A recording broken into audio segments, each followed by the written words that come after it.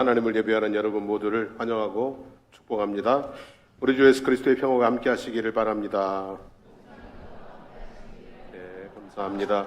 주위 분들과 인사하겠습니다. 사랑합니다. 축복합니다.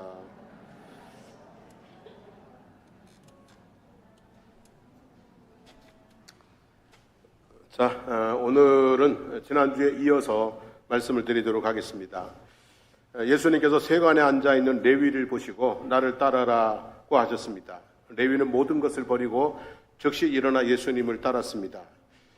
죄인 취급당하는 자신을 제자로 불러주신 것이 너무너무 감사해서 예수님을 위해서 큰 잔치를 열었습니다. 예수님과 제자들이 레위의 집에서 잔치를 즐기고 있는 모습을 보고 바리새인들과 서기관들이 어찌하여 세리와 죄인들과 함께 먹고 마시느냐고 비난을 했습니다. 예수님께서 건강한 자에게는 의사가 쓸데없고 병든 자에게라야 쓸데있나니 내가 의인을 부르러 온 것이 아니요 죄인을 불러 회개시키러 왔노라고 말씀을 하셨음에도 불구하고 또 바리새인과 서기관들은 이렇게 얘기를 합니다. 요한의 제자는 자주 금식하며 기도하고 바리새인의 제자들도 또한 그리하되 당신의 제자들은 먹고 마시나이다 라고 또다시 강력하게 반박하고 비난을 했습니다. 금식하며 기도하지는 못할 망정 세리와 죄인들과 함께 먹고 마시는 것이 말이 되느냐는 것이죠. 오늘 우리가 읽은 말씀은 바리새인들과 서기관들의 반박에 대한 예수님의 재반박이라고 볼 수 있습니다. 세 가지 비유를 통해서 어떻게 해야 하나님을 또는 예수님을 잘 믿고 따를 수 있는지를 말해주시는 것이라고 볼 수 있습니다. 오늘 말씀을 잘 새기면 어떻게 하는 것이 바른 생활인지를 확인할 수 있을 것 같습니다. 첫 번째 비유는 혼인잔치의 비유이죠. 신랑과 함께 있을 때는 손님으로 금식하게 할 수 없다. 신랑을 빼앗기는 날에는 금식하게 될 것이다. 금식이 종교적인 좋은 행위이기는 하지만 시도 때도 없이 하는 것은 아니다. 금식은 기쁜 날에 하는 것이 아니고 슬픈 날에 하는 것이다 라는 말씀이죠. 성경을 보면 금식하라는 명령으로 볼 수 있는 말씀, 금식하라는 명령으로 볼 수 있는 말씀은 단 한 곳뿐입니다. 레위기 23장 27절 28절인데요. 일곱째 달 열흘날은 속죄일이니 너희는 성회를 열고 스스로 괴롭게 하며 여호와께 화제를 드리고 이날에는 어떤 일도 하지 말 것은 너희를 위하여 너희 하나님 여호와 앞에 속죄할 속죄일이 됨이니라 그랬어요. 여기 스스로 괴롭게 하며라는 말씀을 금식하라는 말씀으로 해석한다면 매년 하루는 속죄일에는 금식하며 회개하라는 명령으로 볼 수 있는 것이죠. 그리고 그 외에 금식에 관한 말씀이 많이 나옵니다. 금식에 관한 말씀이 없는 게 아니라 금식에 관련된 말씀이 많이 나와요. 참담한 상황을 만났을 때, 큰 슬픔을 당했을 때, 간절한 소원이 있을 때, 자신의 죄를 뉘우치고 회개할 때 등등 많은 금식에 관련된 말씀이 나오는데 모두가 다 하나님의 명령으로 한 것이 아니라 자발적으로 자기가 뭐예요? 자발적으로 금식을 한 것입니다. 그런데 그러던 것이 이스라엘이 바벨론에게 패망을 하죠. 그리고 바벨론으로 끌려가게 돼요. 그 후에 4번이나 거의 의무적으로 금식하는 날이 생겼습니다. 4월 금식, 주전 586년 4월 9일에 예루살렘 성벽이 무너진 사건을 잊지 않기 위해서 시작된 금식입니다. 5월 금식, 5월 7일 솔로몬 성전과 왕궁이 완전히 파괴되어 불타버린 치욕적인 사건을 잊지 않기 위해서 시작된 금식입니다. 7월 금식, 예루살렘이 멸망 후 바벨론이 유다 총독으로 세웠던 그달리아와 그의 사람들이 암살되었는데 그 사건을 잊지 않기 위해서 행한 금식입니다. 그리고 10월 금식이 있습니다. 유다의 마지막 왕 시드기야 9년 10월 10일에 바벨론 왕 느부갓네살이 모든 군대를 거느리고 와서 예루살렘을 완전히 포위하고 성 안의 백성들이 심한 굶주림을 당했던 일을 잊지 않기 위해서 행한 금식. 이렇게 예루살렘의 멸망과 관련해서 1년에 4번을 금식하게 되죠. 4월, 5월, 7월, 10월 그 날짜에 금식하는 것이 거의 규례처럼 되어버렸습니다. 그리고 언제부터인지는 모르지만 일주일에 2번씩 모세가 말씀을 받기 위해 시내산에 올라갔던 것으로 여겨졌던 목요일과 말씀을 받아 시내산에서 내려온 것으로 여겨졌던 월요일에 정기적으로 금식을 하고 이렇게 해야 신앙생활을 하나님 앞에 잘하는 것으로 그렇게 인정이 되어버렸어요. 그리고 그 후 유대 종교 지도자들은 자신들이 계속해서 존경을 받고 기득권을 갖기 위해서 율법이나 역사가 정한 것보다 횟수를 늘려서 금식을 하는데 열심을 내보였습니다. 누가복음 18장 12절에 보면 자기가 의롭다고 생각하는 바리새인이 이렇게 기도했잖아요. 나는 일회에 2번씩 금식하고 또 소득의 11조를 드리나이다 그랬어요. 여러분, 여러 가지 종교적인 행위가 있는데 그 중에 2가지를 자랑을 했어요. 하나는 무엇을요? 일주일에 2번 금식하는 것을 자랑을 했고, 하나는 뭐예요? 소득의 11조를 철저히 구분해서 드리는 것을 자랑했다는 말이에요. 그러니까 이런 것을 보면 그 당시에 유대인들의 사회에서 금식이라는 것이 얼마나 무게 있는, 의미 있는 종교적인 행위였는가를 볼 수가 있는 것이죠.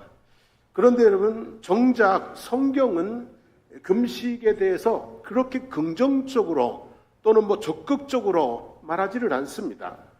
이사야서 58장 4절 그리고 6절 7절을 우리 한번 읽어보면 좋겠습니다. 시작. 보라, 너희가 금식하면서 논쟁하며 다투며 악한 주먹으로 치는도다. 너희가 오늘 금식하는 것은 너희 목소리를 상달하게 하려는 것이 아니니라. 자, 그 다음 말씀. 내가 기뻐하는 금식은 흉악의 결박을 풀어주며 멍에의 줄을 끌어주며 압제당하는 자를 자유하게 하며 모든 멍에를 꺾는 것이 아니겠느냐. 또 줄인 자에게 내 양식을 나누어 주며 유리하는 빈민을 집에 들이며 헐벗은 자를 보면 입히며 또 내 골육을 피하여 스스로 숨지 아니하는 것이 아니겠느냐 그랬어요. 여러분, 하나님의 말씀을 따르는 삶이 동반되지 않는 금식은 하나님을 기쁘시게 할 수 없다는 것이죠. 금식이라는 종교적인 행위보다 악을 행하지 않고 선을 행하는 삶이 우선이라는 이야기입니다. 그리고 스가랴서 7장 5절로 7절의 말씀 보면 온 땅의 백성과 제사장들에게 이르라. 너희가 70년 동안 5째 달과 7째 달에 금식하고 애통하였거니와 그 금식이 나를 위하여 한 것이냐. 너희가 먹고 마실 때에 그것은 너희를 위하여 먹고 너희를 위하여 마시는 것이 아니냐. 예루살렘과 사면 성읍의 백성이 평온히 거주하며 남방과 평원에 사람이 거주할 때에 여호와가 옛 선지자들을 통하여 외친 말씀이 있지 않느냐 하시니라는 말씀이 있어요. 그러니까 이 무슨 얘기냐면요, 포로에서 돌아왔어요. 그리고 성전도 재건했어요. 그런데 우리가 이 금식을 지금도 해야 되냐 그랬더니 하나님이 언제 이 금식을 너희들이 나를 위해서 했냐는 거죠. 이 금식을 너희가 나를 위해서 한 적이 언제 있냐죠. 다 너희를 위한 것이 아니냐, 이런 말씀이죠. 그래서 금식을 하든 먹고 마시든 너희의 필요에 따라서 너희가 알아서 해라. 중요한 것은 선지자들을 통해 주신 하나님의 말씀에 순종하여 악을 행하지 않고 선을 행하는 것이다 라는 말씀인 것입니다. 여러분, 금식은 누구를 위한 것이라는 말씀이에요? 하나님을 위한 것이 아니라, 다른 사람을 위한 것이 아니라 곧 누구를 위한 것이에요? 자기를 위한 것이라는 말씀이죠.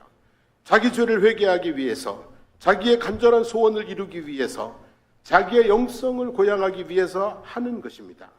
그러면 자랑할 것이 있습니까? 없습니까? 없는 것이죠. 왜? 자기를 위해서 한 것이니까. 그러면 너희는 왜 금식하지 않느냐고 비난할 이유가 있습니까? 없습니까? 이건 그럴 이유도 없는 거죠. 왜? 자기를 위해서 한 것이니까 말이죠. 그런데 서기관과 바리새인들이 자기들이 자주 금식하는 것을 자랑하며 먹고 마시고 있는 예수님과 제자들을 비난했습니다. 아주 왜곡된 신앙의 양태를 드러내 보이고 있는 것이죠. 여러분, 다시 바꿔 우리 생각을 한번 해봅시다. 우리들의 신앙 행위는 대부분 누구를 위해서 하는 것입니까, 여러분? 누구를 위해서 하는 것입니까, 여러분? 금식을 해도, 기도를 해도, 또 예배를 드려도 거의 모두가 다 자기를 위해서 하는 것입니다. 그러니까 자랑하지 말아야 되고 다른 사람을 비난하지 않아야 되는 것입니다. 나는 기도하는데 왜 너는 기도하지 않느냐? 나는 봉사하는데 왜 너는 봉사하지 않느냐? 나는 헌금하는데 너는 왜 하지 않느냐? 이렇게 내가 하는 것을 기준으로 다른 사람을 판단하고 비난하는 것은 옳은 신앙의 모습이 아니라는 것입니다.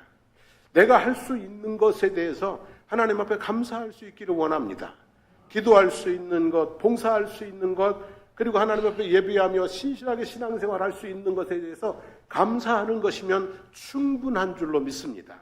굳이 비교하고 자랑하고 판단하고 비난하는 것은 하나님이 내게 주신 은혜를 좀 욕되게 하는 것이 아닐까 생각을 합니다. 자, 그리고 신랑이 함께 있을 때는 손님으로 금식하게 할 수 없다고 했는데, 여러분 여기서 신랑은 누구를 말하는 것인가요? 그저 예수님을 말하는 것입니다. 자, 예수님이 우리와 함께 하시나요? 하시지 않나요? 분명히 말씀하셨습니다. 내가 세상 끝날까지 너희와 항상 함께 있으리라고 말씀을 했습니다. 그래서 우리의 신앙생활은 초상집 신앙생활이 아니라 잔치집 신앙생활을 해야 되는 것이 맞는 줄로 믿습니다. 우리가 때로 슬픔을 당할 때, 때로 간절한 소원이 있을 때, 그럴 때는 하나님 앞에 금식하며 기도할 수 있지만, 그렇지 않고 보통의 때는 모든 날들이 다 하나님 앞에 감사하며 무엇하는 날들이에요? 잔치하는, 기쁘고 즐겁게 먹고 마시고 또 함께 만나서 먹고 마시고 행복하게 기쁘고 즐겁게 살아가는 것이 하나님이 원하시는 신앙의 모습인 줄로 믿습니다. 여러분 그렇게 생각해 보면 좋겠어요. 우리의 자녀들이 하루라도 슬프면 좋겠어요, 안 좋겠어요? 하루라도 밥 굶어가면서 막 뭐 하면 좋겠어요, 안 좋겠어요? 저는 안 좋을 것 같아요, 그죠? 하나님도 우리가 슬픔에 젖어서 너무 금욕적인 신앙생활을 하는 것보다 은혜에 젖어서 늘 기쁘고 감사하고 행복하게 신앙생활을 하는 것을 원하시는 줄로 믿습니다.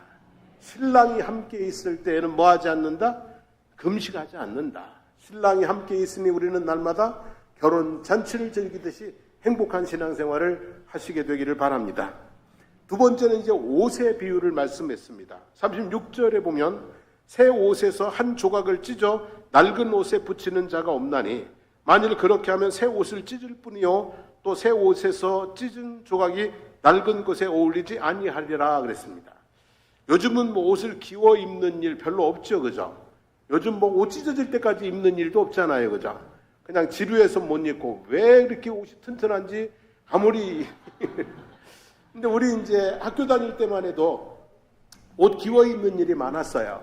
교복 한 벌을 가지고 3년을 입었는데 그때 의자는 또 왜 이렇게 못이 툭툭 튀어나가지고 한번 걸리면은 찢어지고 그러면 꿰매고 또 덧대가지고 또 이렇게 입고 그랬던 기억들이 다 있으시죠? 젊은 사람들은 빼고.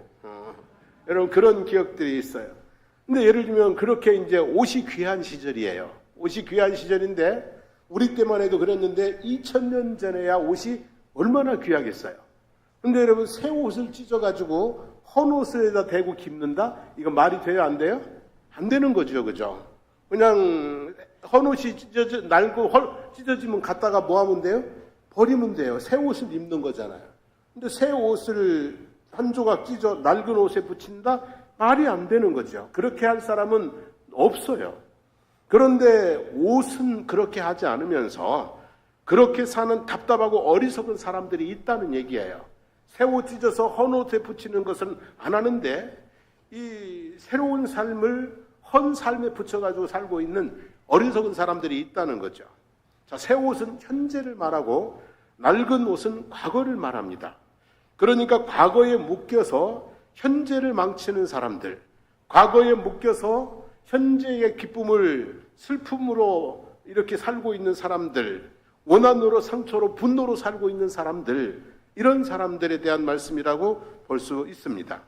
근데 그런 사람이 어디 있을까 싶지만 의외로 많은 사람들이 과거의 슬픔과 아픔과 미움에 묶여가지고 현재를, 지금을 행복하게 살지 못하고 우울하고 늘 아파하고 괴롭게 사는 사람들이 꽤 있어요, 없어요?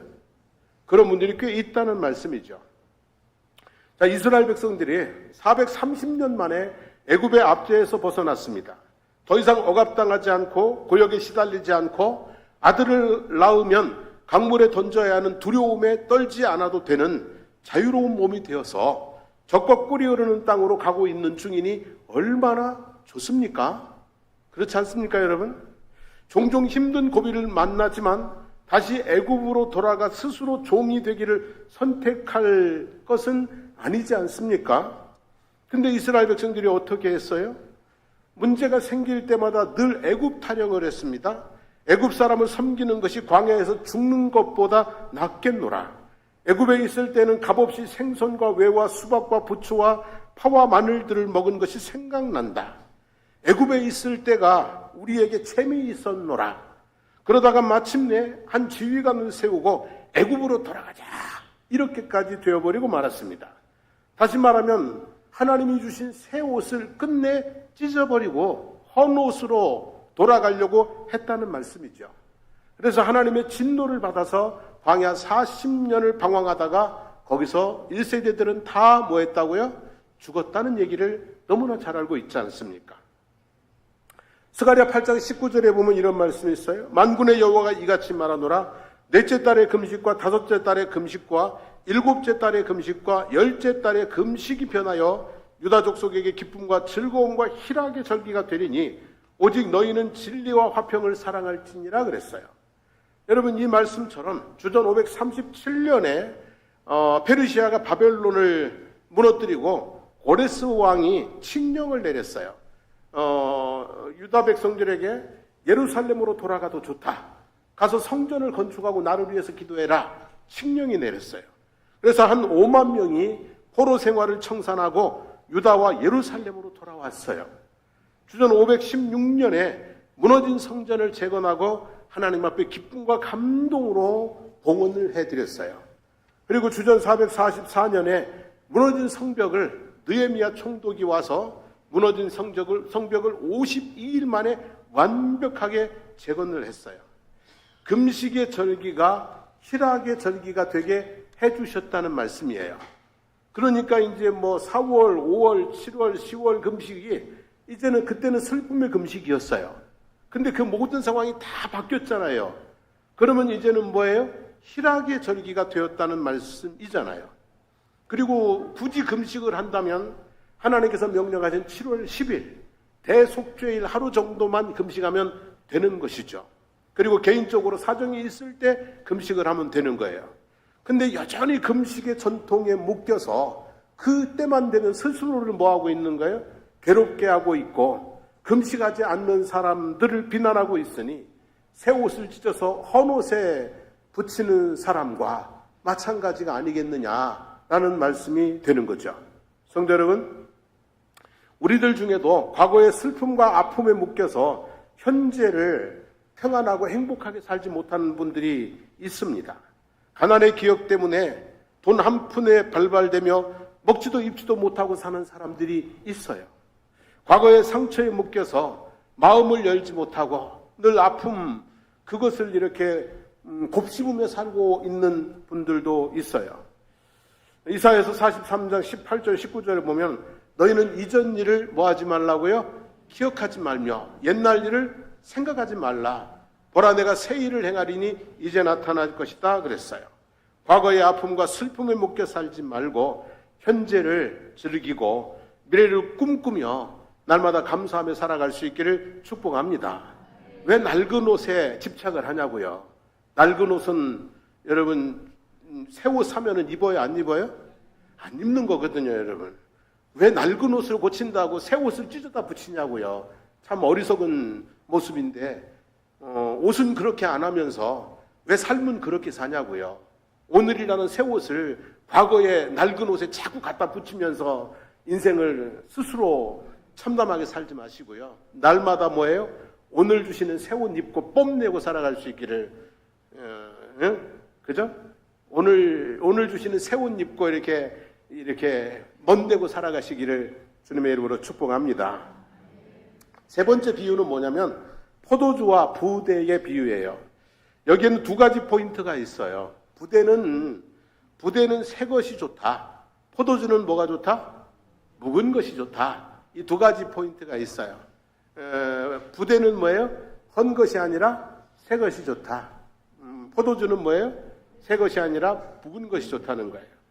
자, 중동 지역은 기온이 높아서 포도를 많이 재배합니다. 척박한 땅에서도 잘 자랄 수 있기 때문에 포도를 많이 재배를 해요.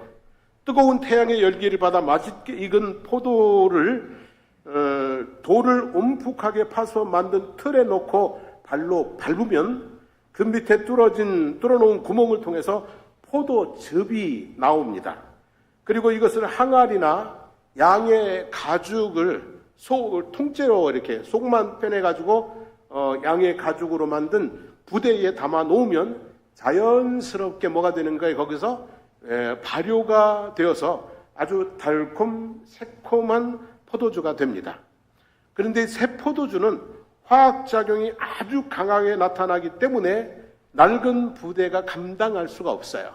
낡은 부대는 이미 신축성이 다 어떻게 된 거예요? 떨어진 거예요. 늘어날 만큼 다 늘어나서 만약에 속에서 팽창이 일어나면 그냥 뭐 하는 거예요? 터져버리거든요. 그래서 포도주도 못 쓰게 되고 부대도 망가지게 되는 거죠. 그래서 새 포도주는 반드시 신축성이 있는 새 부대에 담아야 하는 것입니다. 자, 예수 그리스도의 복음은 뭐예요? 일종의 새 포도주와 같은 것입니다.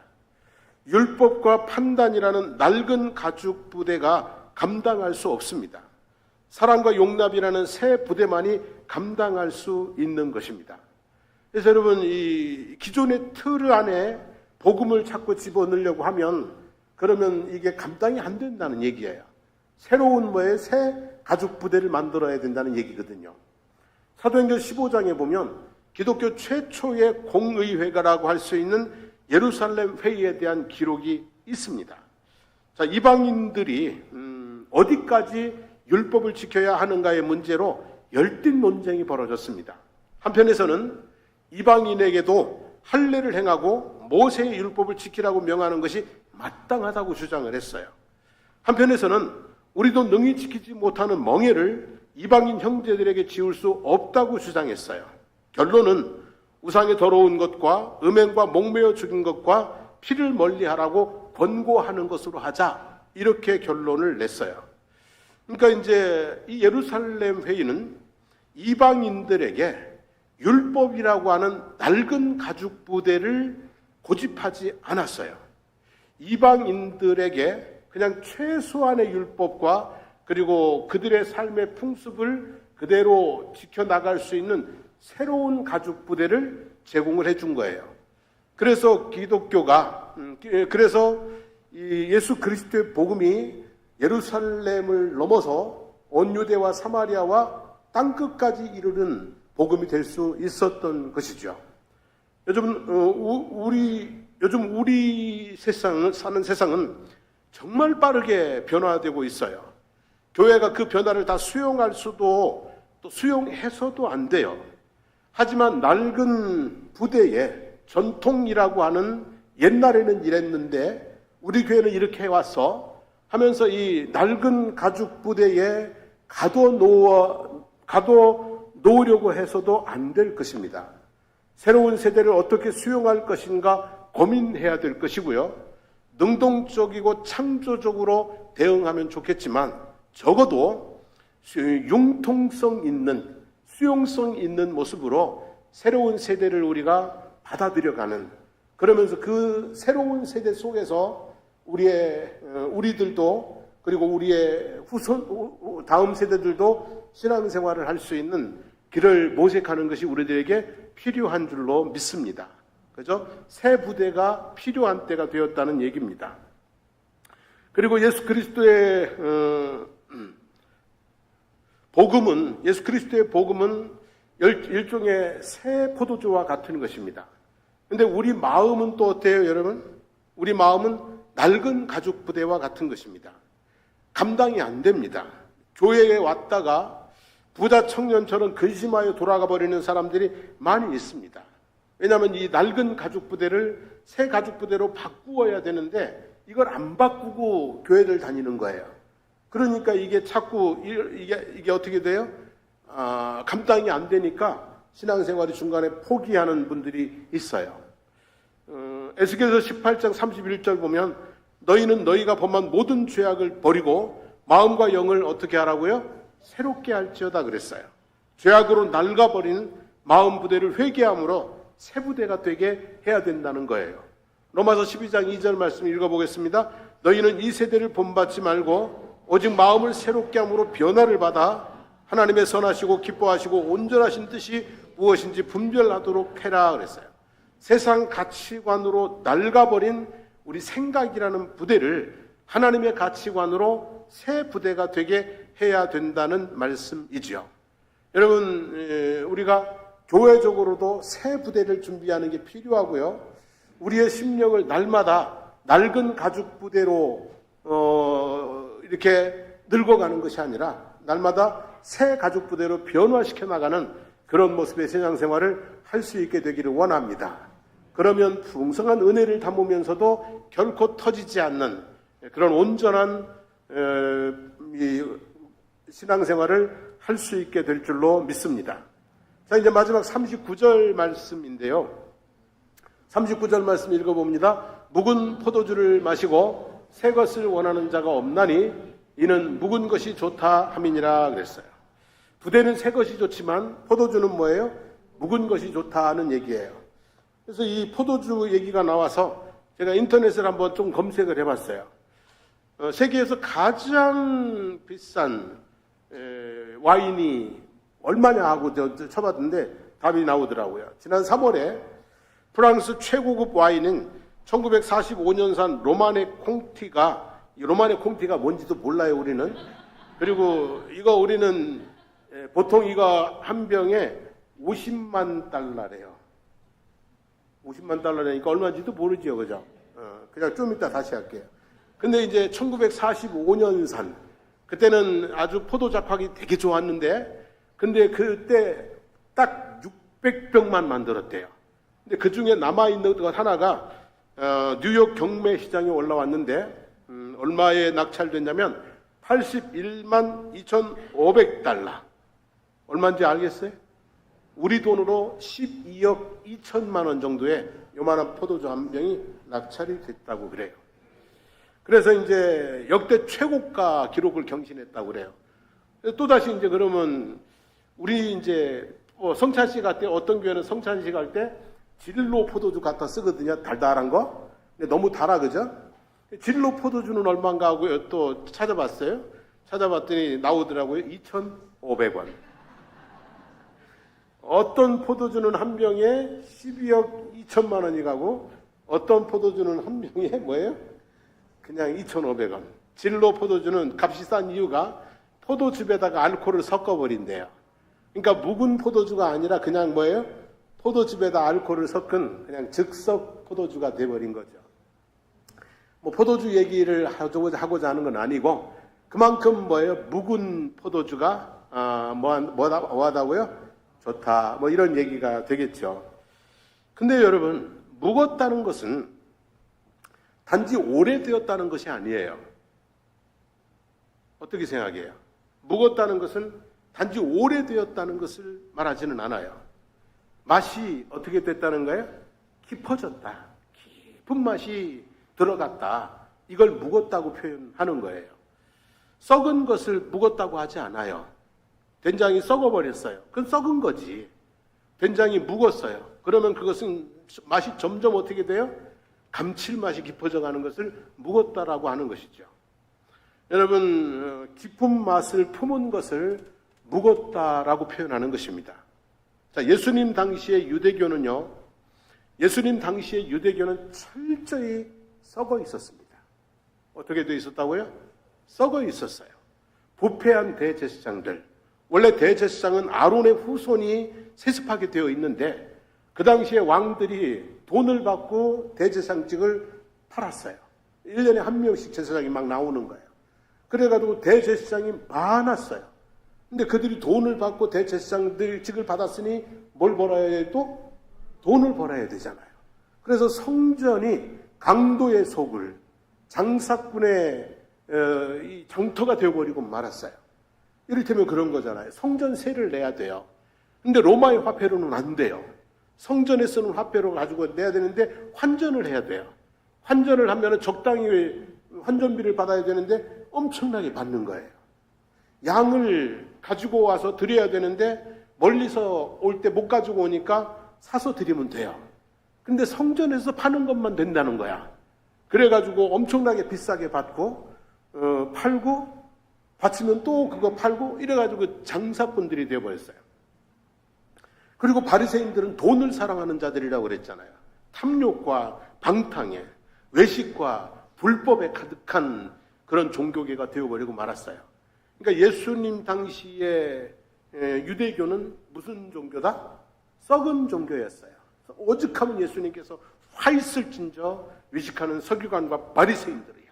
회칠한 무덤과 같이 겉은 깨끗한데 속은 뭐예요? 썩은 냄새가 진동을 한다고 막 질책을 할 정도로 썩은 종교였어요. 자, 그래서 이제 이런 모습에 환멸을 느낀 사람들이 속세를 떠나서 광야로 나갔어요. 금욕적인 생활을 하며 하나님 나라를 기다렸어요. 자주 금식하며 기도하는데 전념을 했어요. 그 중에 대표적인 인물이 누구냐면 세례 요한이에요. 그리고 예수님도 한때는 그 무리들 가운데 있었어요. 요한에게 가서 세례도 받으셨고, 그리고 저쪽에서 다른 사람들에게 세례를 베풀기도 했어요. 근데 이제 예수님께서는 그들 가운데 머물지 않고 다시 어디로 오셔요? 갈릴리로 오셨어요. 백성들과 함께 먹고 마시고 율법의 깊은 뜻을, 율법의 본연의 뜻을 풀어 가르치시고, 그리고 실행하시면서 병든 자를 고치고 귀신을 쫓아내고 목자 잃은 양 같은 백성들을 품어 양육하기 시작을 했어요. 자, 이제 이렇게 보시면 돼요. 긴 역사 속에 낡아버린 신앙, 탐욕으로 썩어버린 신앙, 환멸로 광야로 피하여 숨어버린 신앙이 아니라 예수님께서는 아브라함으로부터 시작해서 모세와 엘리야를 통해 전수된 묵은 신앙, 역사 하나님이 진짜로 주신 1000년 넘게 뭐한 신앙? 묵은 신앙을 다시 뭐한 거예요? 꺼내서 이렇게 백성들에게 내어놓은 것이다 라고 볼 수 있는 것이죠. 여러분, 기독교 2000년의 역사는 이 역사의 반복이라고 생각해요. 신앙이 낡아지다가 그 다음에 뭐예요? 썩어지다가, 그리고 환멸을 느끼면 어떻게 해요? 그냥 피해 숨어버리다가 뭐 이렇게 반복이 되는 것 같아요. 그리고 우리 성도들의 신앙생활도 이런 패턴 가운데 있을 수 있다고 생각이 들어요. 어떤 분의 신앙생활은 그저 빛바랜 사진처럼 낡아버린 신앙인들이 있어요. 그냥 낡아버린, 그냥 오랜 세월이 되니까 사진이 빛에 발해서 낡아버린 그런 신앙생활. 또는 세상의 탐욕으로 썩어버린 그런 신앙생활. 또 교회에 대한 환멸 때문에 숨어버린, 교회 오는 것도 멈추고 또는 사역하는 것도 멈추고 그냥 이렇게 어떻게 해요? 조용히 숨어버린 그런 신앙이 또 있단 말이에요. 1517년 10월 31일에 마틴 루터로부터 종교개혁이 시작이 되어서 캐톨릭과 개신교로 나뉘었습니다. 그런데 그 개혁은 새로운 것으로의 개혁이 아니었습니다. 그 개혁은 오직 성경, 오직 믿음, 오직 은혜로, 다시 말하면 묵은 것으로 새롭게 한 것이 종교개혁이었던 거죠. 예수님께서 새 포도주를 우리에게 주셨는데 그것은 새 것으로 새 것이 아니라 과거에 오래 뭐예요? 하나님께서 아브라함으로부터 물려주셨던 그 율법과 그 진짜 신앙을 뭐예요? 묵은 신앙을 꺼내서 우리에게 새로운 것을 주신 것이라고 볼 수 있죠. 성도 여러분, 우리 신앙생활이 세월이 간다고 낡아지지 않게 되기를 소망합니다. 세상 탐욕에 빠져서 썩어지지 않게 되기를 원합니다. 그저 실망 때문에, 환멸 때문에 그저 숨어버린, 도망가버리는 그런 신앙도 되지 않기를 원합니다. 우리 신앙생활이요, 하나님 앞에 뭐한 신앙생활이요? 맛이 나는, 깊은 맛을 내는 묵은 포도주와 같은 신앙생활이 되기를 원합니다. 오직 예수, 오직 성경, 오직 믿음, 오직 은혜, 오직 하나님의 영광, 이 오래 묵은 그 신앙의 모토를 가지고 우리가 새로운 마음으로 신앙생활을 하면 참 아름다운 묵은 포도주와 같은 맛있는, 깊은 맛 있는 신앙생활이 될 수 있을 줄로 믿습니다. 자, 오늘은 여기까지 말씀 나누고 함께 찬양하고 기도하겠습니다.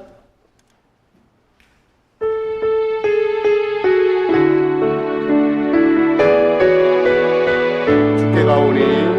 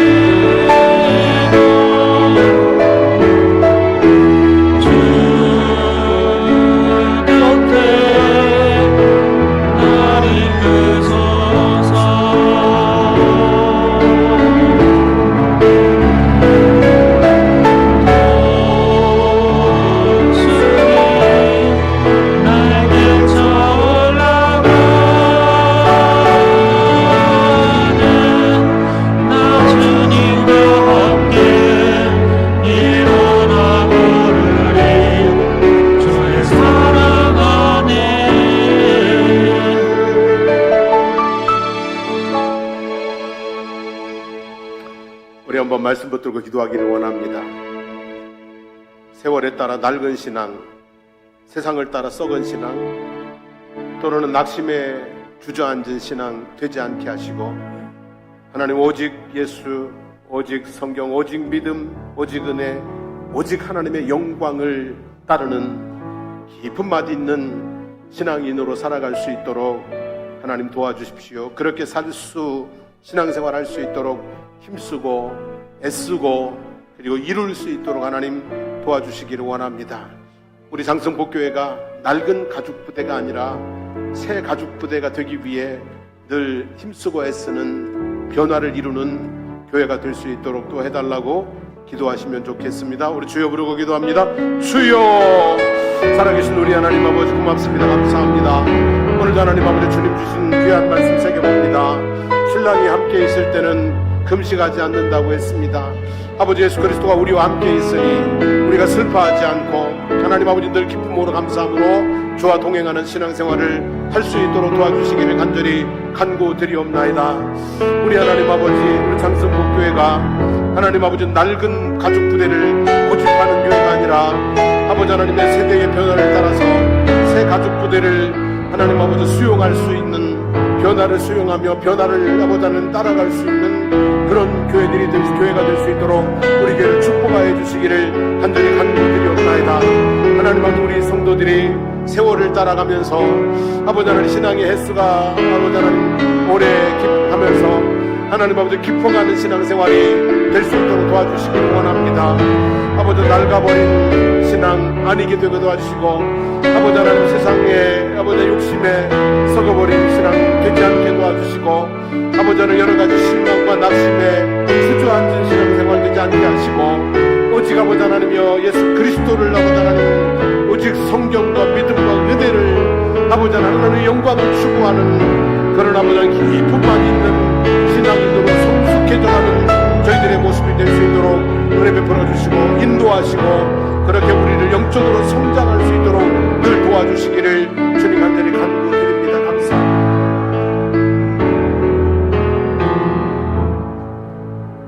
하나님 오늘도 우리에게 여러 가지 말씀을 주시니 감사합니다.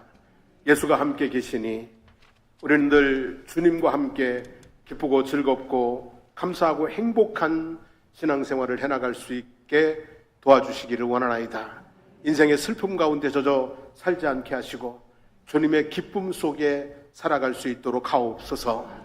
하나님 우리 장승복 교회가 낡은 가죽부대 전통만을 고집하는 교회가 되지 않게 하시고 새 세대를 품을 수 있는 새 가죽부대를 만들어가는 교회가 되게 하여 주시옵소서.